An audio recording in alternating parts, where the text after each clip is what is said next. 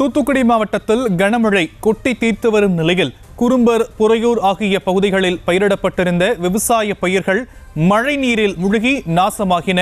கூடுதல் விவரங்களை நம்முடைய செய்தியாளர் முத்துராமன் வழங்க நாம் கேட்கலாம். முத்துராமன், தற்போது களத்தில் இருக்கக்கூடிய விரிவான விவரங்களை பதிவு பண்ணுங்க.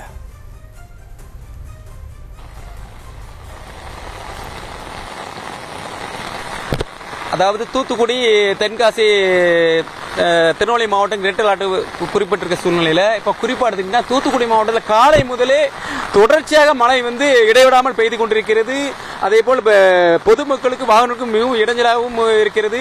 அதேபோல் தூத்துக்குடி மாவட்டம் இந்த திருச்செந்தூர் தாலுகா, அப்புறம் ஏரல் தாலுகா உட்பட்ட ஒரு 2000 ஏக்கருக்கு மேல அதாவது இந்த விவசாய நிலங்கள், அதாவது தற்பொழுது நாட்டு நட்டு நடுகை கொண்டிருக்கிற சூழ்நிலையில் இந்த அதாவது கடம்பாக்குளம் பகுதியில் உட்பட்ட 2000 மேற்பட்ட இடங்கள்ல வாழை மற்றும் இந்த நெல் சாகுபடிக்காக நடுகை விட்டது. இந்த நடுகை வைத்தது இந்த அழிஞ்சு தண்ணி பெருக்கெடுத்து ஓடுகிறது. இந்த தண்ணியானது மேற்கு தொடர்ச்சி மலை பல்வேறு கட்ட இடங்கள் கடகோடி இடத்தில் வருவதனால் இந்த இரவு முழுவதும் மழை வந்தால் மிகவும் அபாயமான சூழ்நிலை ஏற்படும். அதே போல குறிப்பா எடுத்துக்கிட்டீங்கன்னா திருச்செந்தூர் நெல்லை சாலை, அதாவது குறும்பூர் அருகே கூட தற்செயலும் சாலைகள் பாதிக்கு மேல் உடைக்கும் தருவாயில் உள்ளது.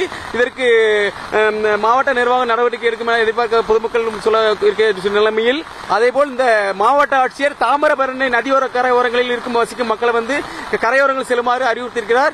குறிப்பாக இந்த மழையின் காரணமாக தூத்துக்குடி மாவட்டத்திற்கு நாளைக்கு கல்வி, கல்லூரி மற்றும் பள்ளிகளுக்கு விடுமுறை அறிவிக்கப்பட்டுள்ளது. அதேபோல் தற்போது நாம் நின்று கொண்டிருக்கிற இந்த முட்டளவு தண்ணியானது விவசாய நிலங்கள் ரொம்ப பாதிப்பு ஏற்படுகிறது. விவசாயி தன்னுடைய வேதனை கூறுகிறார். அவரிடம் இதை குறித்து கேட்போம்.